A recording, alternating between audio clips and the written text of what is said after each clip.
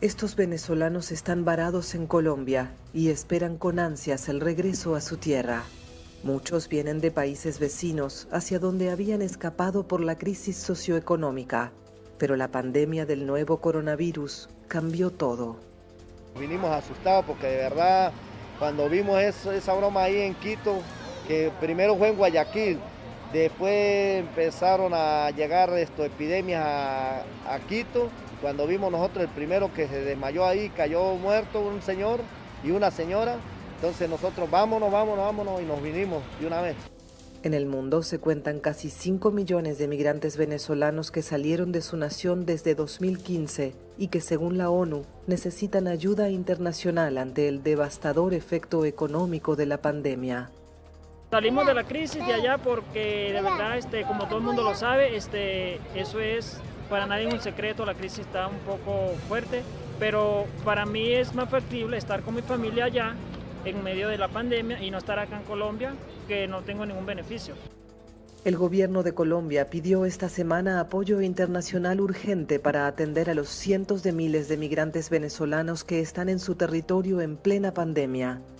Quienes están aquí ahora y van a ser trasladados son de reciente llegada, migrantes desde el Ecuador en la condición de la pandemia, que es un argumento, digamos, distinto. La pandemia da condiciones distintas. En las últimas semanas, cientos han regresado a Venezuela en medio de la emergencia sanitaria. Mientras Colombia hace un esfuerzo millonario en medio de las sombrías previsiones económicas, estos venezolanos buscan una nueva oportunidad de vuelta en casa.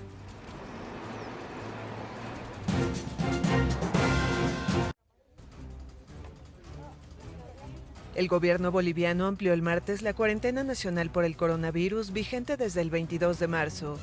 Por recomendación del comité científico que me asesora, la cuarentena continúa hasta el 30 de abril. La medida, que inicialmente regía hasta el miércoles, incluye el cierre de fronteras y restricciones de salida a la calle para la población y será reevaluada en una semana. Evaluaremos si es posible flexibilizar y abrir un poco la cuarentena en determinados lugares del país. A pesar de las medidas precautorias, la pandemia ha infectado hasta ahora a 354 personas en el país y causado la muerte de otras 28 con una tasa de letalidad de 7,91%. Las proyecciones de las autoridades sanitarias establecen que el pico más alto de contagios podría desatarse en los próximos 12 días. El gobierno decidió militarizar la ciudad oriental de Santa Cruz, que concentra la mayoría de los afectados por el virus. Los vendedores al menudeo, las empresas pequeñas y los desempleados han sido los más golpeados por la cuarentena. Ante ese cuadro, Áñez anunció que se pagará una bonificación de unos $71 a todas las personas que no tengan un ingreso salarial.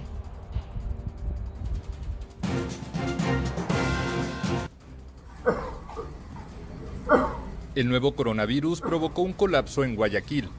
La ciudad ecuatoriana sufre como ninguna otra de América Latina la fuerza destructora de la pandemia. Imágenes de cadáveres en las calles por la saturación en hospitales y el cierre de cementerios por un toque de queda en el país le dieron la vuelta al mundo. La urbe concentra el 71% de los casos detectados en Ecuador, incluidos 369 muertos. La alcaldesa Cynthia Viteri reconoce que la ciudad no estaba preparada para hacer frente al COVID-19, pero insiste en que el avance del virus no tiene precedentes. Y que las cifras que tenemos de muertos no son reales por una sola razón, porque no hay pruebas para determinar cuántas personas realmente están contagiadas en la ciudad y en el país, número uno. Y mueren los pacientes sin haberse realizado jamás una prueba. Viteri destaca que se han dispuesto $12 millones para comprar pruebas de diagnóstico de coronavirus. Según estimaciones oficiales, en las próximas semanas habrá 3.500 muertes en la provincia de Guayas, de la que Guayaquil es capital. Hay que cuidar a los vivos y hay que disponer un lugar digno para los muertos. Estamos viviendo una guerra. Cuando todos los días me dicen, ha muerto fulano, está enfermo fulano, yo ya me lo espero, pero yo tengo que volver a esta ciudad a ponerla de pie. La alcaldesa compara la propagación de la enfermedad con el estallido de una bomba, tras la llegada de un paciente cero a la región durante el periodo vacacional ecuatoriano. Además, teme que aún falta lo peor.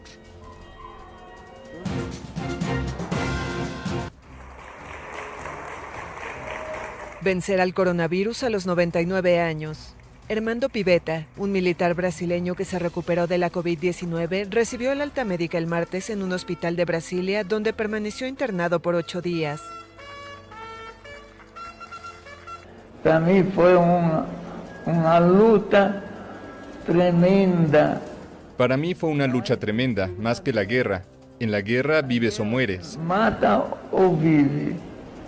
Aquí tienes que luchar para poder vivir y salir de esta lucha vencedor. Lucha vencedor. Pivetta fue uno de los integrantes del 4º Regimiento de Artillería Montada de Brasil que participó de ejercicios bélicos en Senegal durante la Segunda Guerra Mundial. El militar es parte del grupo de mayores de 65 años, que según la Organización Mundial de la Salud, desarrolla casos graves del nuevo coronavirus con más frecuencia, al igual que los que padecen afecciones médicas preexistentes. Con más de 1.500 muertos y una cifra superior a los 25.000 contagiados, Brasil es el país de América Latina más afectado por la COVID-19. El Ministerio de Salud prevé que la enfermedad alcance su auge en el país entre finales de abril e inicios de mayo.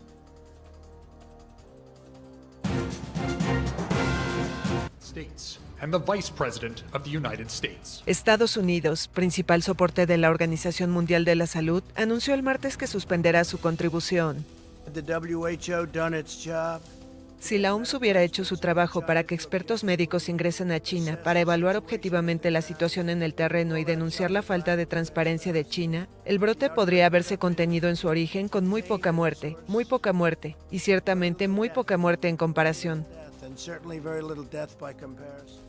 Según el mandatario, la organización dependiente de la ONU, con sede en Ginebra, está sesgada hacia China y coludió para evitar que el principal rival económico de Estados Unidos tuviera que ser abierto sobre la crisis sanitaria que se estaba desarrollando en su territorio. Estados Unidos aporta más de $400 millones anuales a la OMS.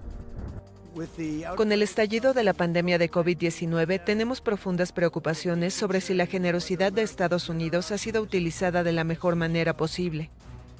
El secretario general de la ONU, Antonio Guterres, reaccionó diciendo que no es el momento de reducir el financiamiento de la OMS y que habrá tiempo después para estudiar cómo reaccionaron todos aquellos implicados en la crisis. Estados Unidos es el territorio más golpeado por el coronavirus, con 25.700 muertes y más de 600.000 casos registrados. El martes, el país superó otro récord con más de 2.200 fallecimientos en las últimas 24 horas, el peor balance diario mundial. 4 meses después de la aparición del virus en China, la pandemia deja 125.000 muertos y casi 2 millones de infectados en el mundo.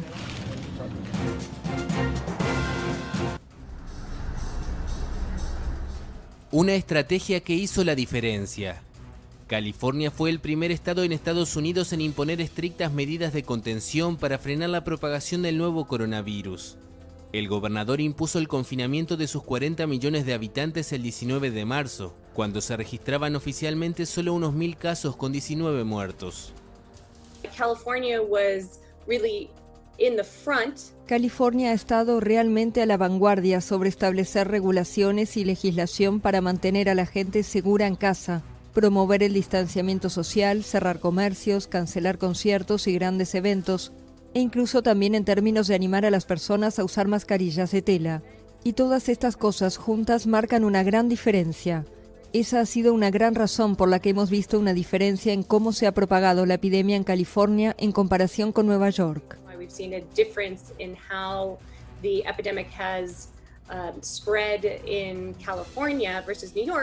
Aquel 19 de marzo Nueva York tenía 5.000 casos y las autoridades esperaron hasta el día siguiente para imponer las primeras restricciones de movilidad. Y mientras allí la pandemia ha dejado 10.000 muertos y los servicios de salud y morgue abarrotados, en California la situación parece más contenida, ya que las muertes no llegan a 1.000. La situación no está controlada y Los Ángeles reportó el martes un récord de 40 muertes en 24 horas. Pero el número sigue siendo mucho menor a la Gran Manzana, una ciudad 2 veces más grande, donde se registraron 800 fallecimientos en el mismo periodo. Nadie tiene una respuesta perfecta a esta situación y todos aprendemos en tiempo real. Este es un virus nuevo para la humanidad y no entendemos lo suficiente. Estamos haciendo lo que podemos para proteger tantas vidas como podamos y no creo que haya muchas personas dispuestas a decir, bueno, estoy dispuesto a sacrificar mi vida por la economía. Esta especialista en el virus del ébola dice que basta con mirar los datos globales para comprobar que los lugares que pudieron implementar el distanciamiento social y quedarse en casa temprano son lugares que han podido aplanar la curva mucho más fácilmente que aquellos que no lo hicieron. Y recomienda que en todo el mundo esté prohibido salir de casa sin cubrirse la cara.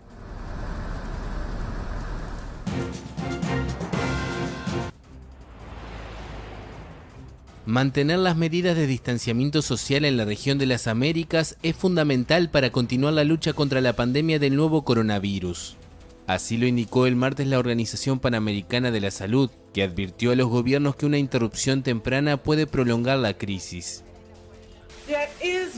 No existe un único enfoque para todos. Es imposible aplicar las mismas medidas desde Alaska hasta Tierra del Fuego. Sin embargo, los países deben tener eso en cuenta. La Oficina Regional de la Organización Mundial de la Salud prevé un agravamiento de la situación en los países latinoamericanos y caribeños en las próximas semanas.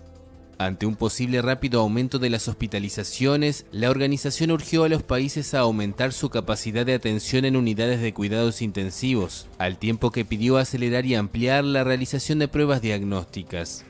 Y a largo plazo instó a los países a planificar el acceso a los medicamentos y las vacunas que se están desarrollando para garantizar que las comunidades más vulnerables los reciban.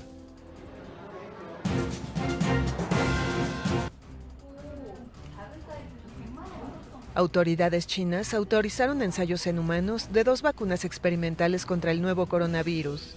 El anuncio fue hecho el martes por el Ministerio de Ciencia y Tecnología chino, que indicó que ambas vacunas usan patógenos inactivos. Una de las vacunas fue desarrollada en Pekín por el laboratorio farmacéutico chino Sinovac Biotech y la segunda por el Instituto de Productos Biológicos y el Instituto de Virología de Wuhan. Con estas nuevas autorizaciones, China ya se encuentra en pruebas clínicas de 3 vacunas diferentes. Pekín ya había aprobado los primeros test el 16 de marzo para una vacuna desarrollada por la Academia Militar de Ciencias Médicas y el Grupo Chino de Biotecnología CanSino.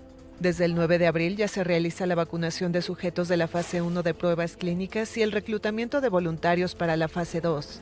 Otros proyectos desarrollados por equipos chinos, utilizando virus de gripe atenuados o ácidos nucleicos, son evaluados o probados en animales de acuerdo con el ministerio. Grupos farmacéuticos y de investigación de todo el mundo se han lanzado a una carrera para desarrollar tratamientos y vacunas contra el COVID-19. Se estima que el desarrollo de una vacuna eficaz tome entre 12 a 18 meses como mínimo. El número de fallecimientos por COVID-19 en hospitales británicos asciende a 12.868 tras sumar otros 761 en las últimas 24 horas.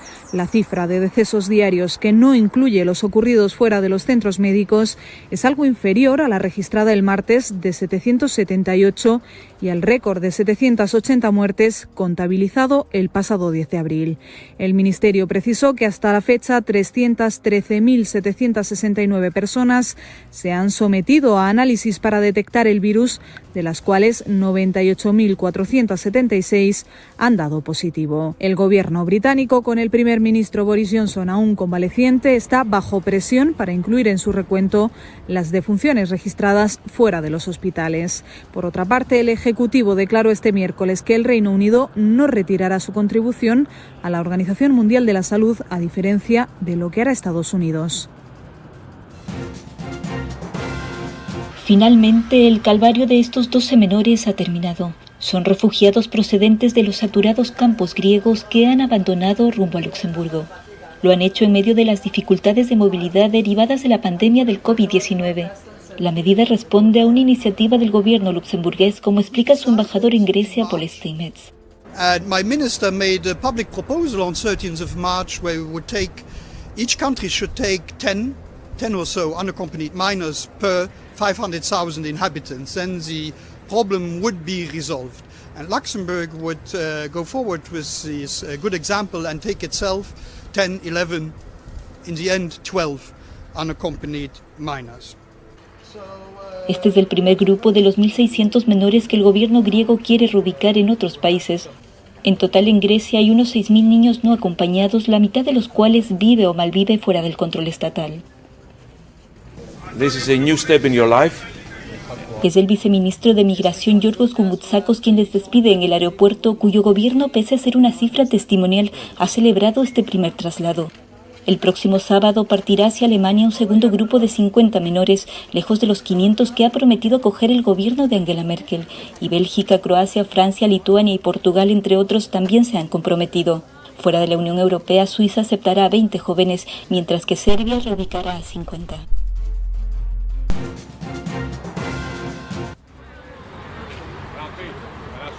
La ONG Human Rights Watch instó el martes al gobierno griego a liberar a cientos de niños migrantes no acompañados y encontrarles un alojamiento que los proteja del coronavirus. Según datos de la organización, 331 niños se encontraban detenidos en condiciones abusivas el 31 de marzo. La ONG deplora en particular la mala higiene de los centros de detención que hace imposible la aplicación de medidas básicas para combatir el coronavirus, así como la detención arbitraria y prolongada. Denunciaron también que a menudo los menores no tienen acceso a atención médica, apoyo psicológico o asistencia jurídica y pocos conocen los motivos de su detención. La cantidad de niños migrantes no acompañados en Grecia es de unos 5.200 según las autoridades. Como parte de un programa europeo para relocalizar a 1.600 menores no acompañados en otros países, un pequeño primer grupo de 12 niños, hasta ahora acogidos en campamentos de las islas del Egeo, partirá de Grecia el miércoles hacia Luxemburgo. Próximamente, otros 50 menores no acompañados serán trasladados a Alemania. Alrededor de 100.000 solicitantes de asilo viven actualmente en Grecia, 70.000 de ellos en los 38 campamentos instalados según las autoridades griegas.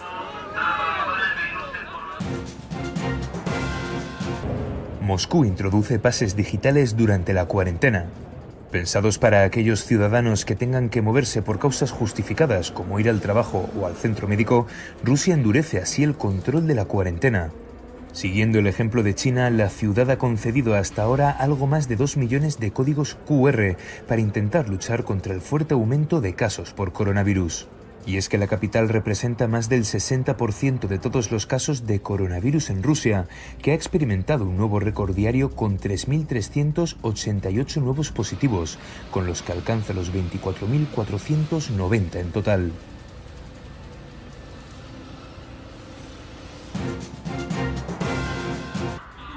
Comprobar que estás libre de coronavirus, pasar por varios chequeos de temperatura y esperar tu turno para viajar en tren.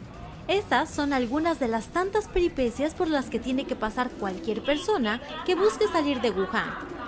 Los requisitos para solicitar un billete para el tren que conecta Wuhan con Pekín pasan por presentar la prueba médica de coronavirus con resultado negativo, que debe hacerse mediante una compleja aplicación de teléfono móvil que conecta a las autoridades del distrito desde el que se sale con las del que se llega. De lograrlo, el viajero pasa a una lista de espera para comprar uno de los 1.000 billetes de tren que se expiden cada día. Pero aún con boleto en mano, no se puede cantar victoria, ya que en algunos casos una falla en el sistema puede dejar al viajero sin posibilidad de embarcar. Ya durante el trayecto, los guardias de seguridad parecen más relajados, pero al otro lado, en la estación del oeste de Pekín, aguarda ya un séquito que debe acompañar al viajero a su destino según el distrito de la ciudad al que pertenezca. Ya en el destino final de la odisea, y en donde obligatoriamente deben cumplir un confinamiento de 14 días, algunos trabajadores de la oficina de la comunidad colocarán un sensor de movimiento que avisará si alguien sale del lugar.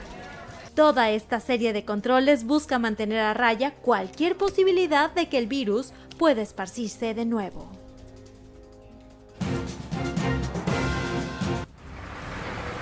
De puertas para afuera, las calles están solitarias e insólitamente tranquilas.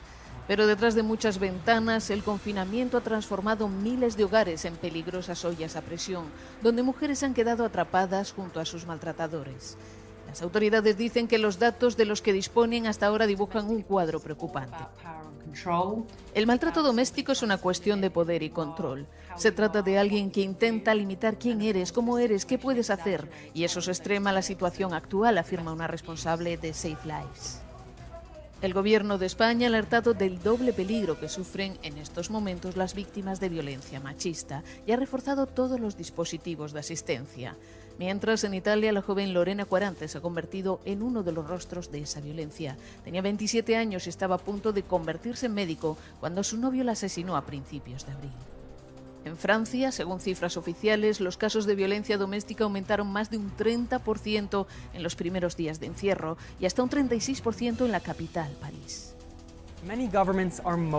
Muchos gobiernos se han movilizado ante la amenaza, como Francia, donde las farmacias se han convertido en un punto de encuentro. Las víctimas pueden usar un código mascarilla 19 para pedir socorro en la farmacia. También existe un SMS que permite a las víctimas pedir ayuda. En todo el continente existen líneas telefónicas de ayuda a disposición de las víctimas, pero las organizaciones de mujeres dicen que se puede hacer más. Comprendo la voluntad del gobierno francés de tratar de encontrar soluciones, pero en realidad la solución más eficaz sería contratar de forma urgente personal formado para acoger a las mujeres víctimas de violencia, pide Carolina de Haas. Los policías están en primera línea a la hora de intervenir, pero no hay bastantes y no están suficientemente formados. Aujourd'hui, ils sont pas suffisamment nombreux et par ailleurs, ils sont pas suffisamment formés. Según ONU Mujeres, las medidas de aislamiento social están generando un aumento de la violencia de género, no solo en Europa, sino en la mayoría de los lugares donde se sufre la pandemia. Es el caso de países americanos como Argentina, Ecuador o México.